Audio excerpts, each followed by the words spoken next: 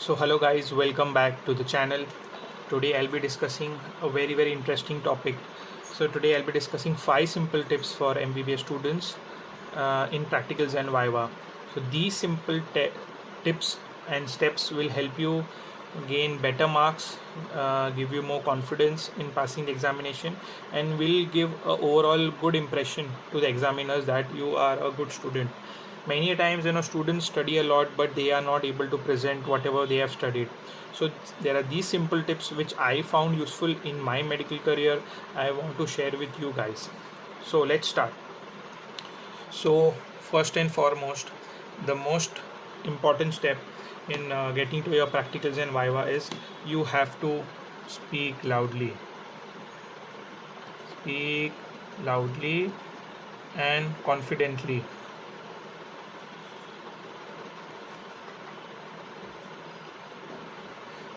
You will be telling me, why is it so important? We all know this, but no examiner likes to tell the student be loud, we can't hear you. That's the last thing examiner wants to tell the students. If the student is not loud enough that all the examiners can hear, they feel the student is not confident, does not know his stuff, so they always tend to give lesser marks to these students.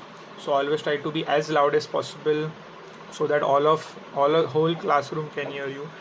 Be confident. So the second most important tip is start with a greeting. Start with a greeting.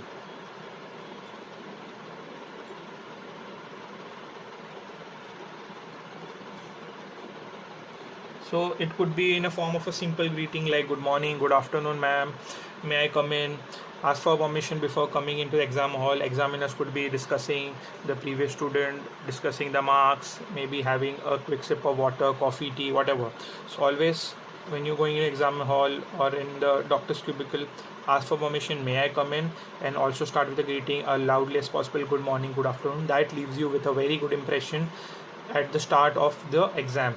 It means you respect the examiner and the teachers, and you've not forgotten your manners for just being in the exam stress.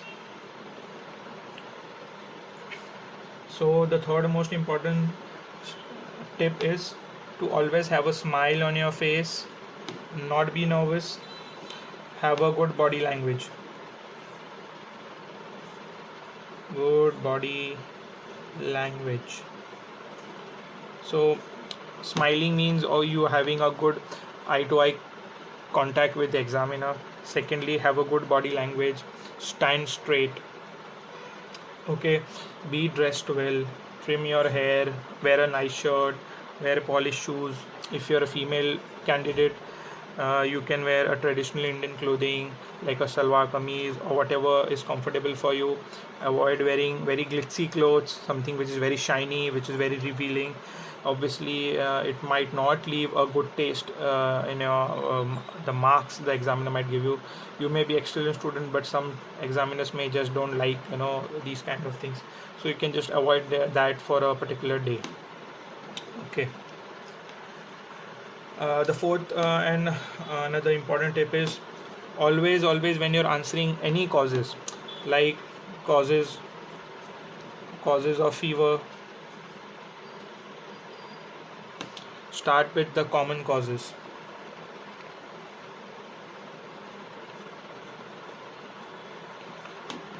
Avoid or don't say the rare causes. Yes, this is very important. Many students made this big mistake of they do remember some rare causes here and there, they might have read and it sticks in their mind, but that should not be the first one to answer. Always start with common causes. Like for causes of fever, you can start ma'am, sir, commonly we would find a patient with fever of malaria, of dengue, of tuberculosis, of a viral infection, a throat infection, or a bacterial pharyngitis. These would be the common causes. Avoid rare causes like infective endocarditis, malignancy. Those are the rare causes. So the ideal way to answer would be, ma'am, commonly I would see fever in so and so patients, and rarely I would see fever in so and so patients. Even if you say the rare cause first, if you say mention Rarely, it would mean that you know this condition is rare, and when you mention commonly seen, you know that that cause is common. Okay, don't forget that. Fifth and the last tip is divide and rule. So what do you mean by divide and rule? So divide your causes and rule the examination. Rule the examination. Divide the causes. So always when they ask you, for example, causes of fever, you might want to tell the examiner, sir, madam, I would like to divide the causes further into system wise. So you can start with fever of infective etiology. You can start with hematological causes of fever. Then you could start with maybe a respiratory cause of fever, and you can also add a cardiovascular cause of fever. So the examiner knows that you think systematically, you think system wise, you are just not blabbering any random stuff. So you can, once you divide the causes, you can say few in each and every of them. So infective could be, a bacterial or a tropical infection. Tropical means a malaria or a dengue. In respiratory causes, there could be a pulmonary abscess, a lung abscess.